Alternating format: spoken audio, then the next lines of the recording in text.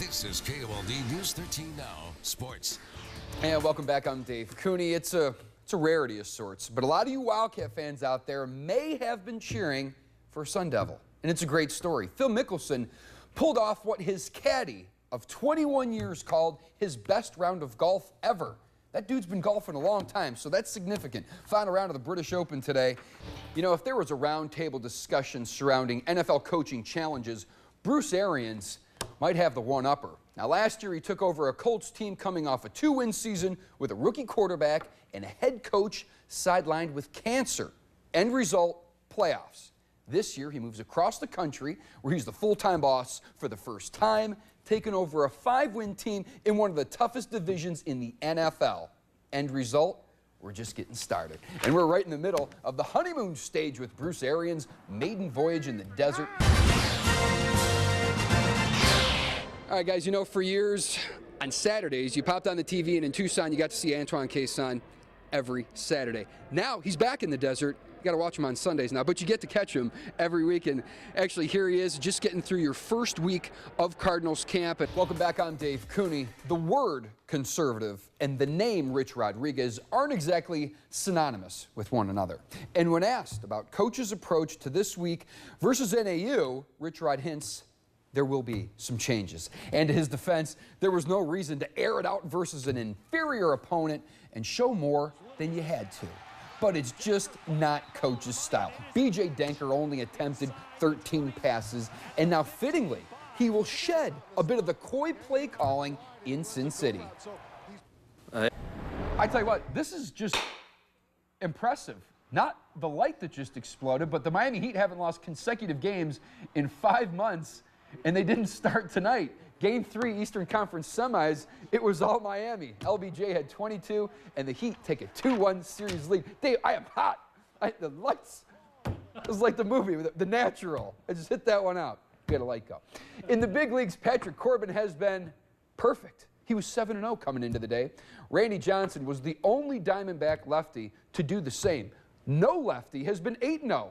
I'm Dave Cooney, also here, and got a chance to catch up with Tiger after he took some practice rounds at the golf club at Dove Mountain. He's joining us now with more, and we can't wait to hear how it was, Dave. I mean, come on, though. To Kilbury, what's Tiger got that Skills doesn't got? I mean, come on. This is true. This is true. That's right. No, it was. It's always an interesting day when Tiger shows up. But I mean, come on. What's the percentage on the number of people who have got to play golf with the president? It's got to be under 1%. Tiger actually, not everybody's Tiger. Tiger actually said he's got to golf with 2 presidents. He also golfed with President Clinton. But I want to show you the entrance that Tiger made today. And of course, this place, it really does come to life when Tiger gets here. Now Sports. D-backs at AT&T Park again tonight. And you know, seagulls have become a major problem here, especially this weekend. Biologists and park officials, they can't get rid of them. It's a problem. What's not a problem? The Arizona Diamondbacks. Giants shut them out last night in Arizona. They're going to limp into this one with a 3-11 road record in their past 14. And seeing Matt Cain doesn't make that any more comforting. Aaron Hill, I guess he thought about it right there. 1 of 4 Ks for Cain. And then when we go bottom 5, now Josh Colmentor came in for relief, and Buster Posey, he likes that pitch. I think that's fair to say right there. A 2-run job, 4-1 San Fran after that. Arizona would rally, though, when we go bottom 9. Martin Prado finds the open real estate along the right field foul line right there. It drops. 1-run game after this. So then we got Cody Ross having a chance to play hero in the same place he became a Giant hero. Not tonight. Giants go for the sweep tomorrow. And with the Dodgers win, by the way, Arizona's NL West lead is just a half game as we sit here right now.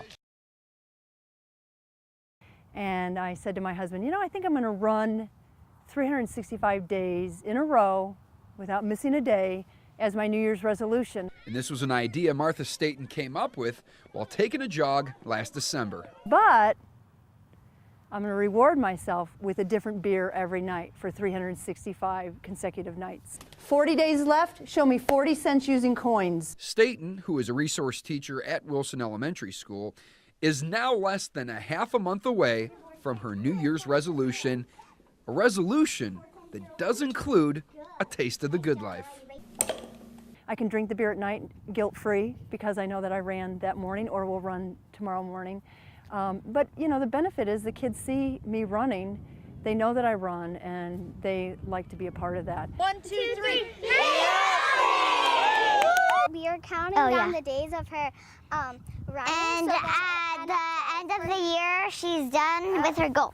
And when she's done with her goal, we're going to have a big party. The 57-year-old told me she averages around 3 to 4 miles a day, which starts at around 6 a.m. in the dark. However, she also added a mile during the day as she has now introduced distance running to some of her students.